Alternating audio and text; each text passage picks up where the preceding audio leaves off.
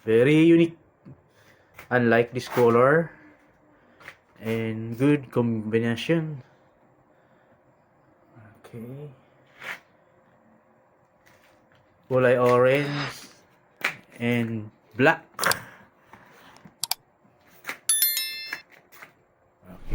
Quality helmet. Hello guys, magandang araw po. Ikukumpara natin yung dalawang helmet na binili ko. Ito yung unang binili ko, tapos ito yung panghuli. Pero yung favorite kong gagamitin, siyempre ito. Ito kasi yung bagong style. At ito naman, bago rin naman to, pero ito ginagamit ko sa long drive. Ito naman ginagamit ko lang sa mga malapitan. Pero ito pang long drive din ito lahat. Silang dalawa parehas.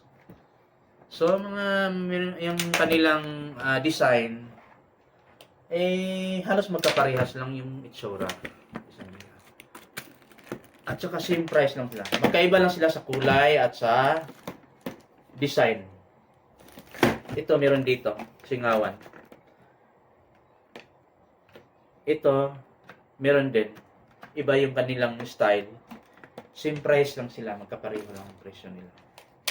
So, pareho sila maganda gamitin. Standard ng kanilang mga quality. Kasi pag bumili kayo ng helmet, kailangan, huwag nyong masyadong malambot ito, manipis. Kailangan talaga, medyo makapal yung po para maprotektahan ang ating ulo. Mahalaga ang ulo na hindi maano. Kasi kadalasan nakikita natin yung walang helmet talaga. Minsan, hindi quality ang helmet na ginagamit nila. Mga 1,000 plus lang. Minsan inaabot talaga ng inaabot talaga ng damage sa lakas ng impact. Sa pagkakasimplang minsan Kailangan ingatan natin ang ating buhay kasi sa araw-araw nating pagbibiyahe at paghahanap buhay, mahalaga na pumili tayo ng standard na helmet na gagamitin natin sa araw-araw. At ito lang po ang papakita ko sa inyo. Very careful sa pagbibili ng helmet. Kailangan maging wise tayong pumili. Kasi yung iba, masyadong mahal. Pero tiningnan ko yung loob nila. Halos magkaparehas lang. Kasi depende yung iba, tinataasan, pinapatungan nila. Yung iba naman kasi mahal siya, pero may mga may mga maraming pinipihit dito. Pero kung isipin natin, yung quality, yung tibay, parehas lang naman.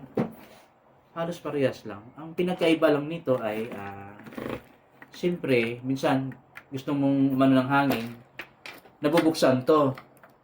Gusto mong magpahangin, mahanginan yung mukha mo para maging fresh ang pakiramdam at komportable. Halimbawa, wala kang salamin, meron naman siyang para sa araw, para hindi silaw. Hilain mo lang to pababa. Kung naiwan yung sunglass mo, ito lang.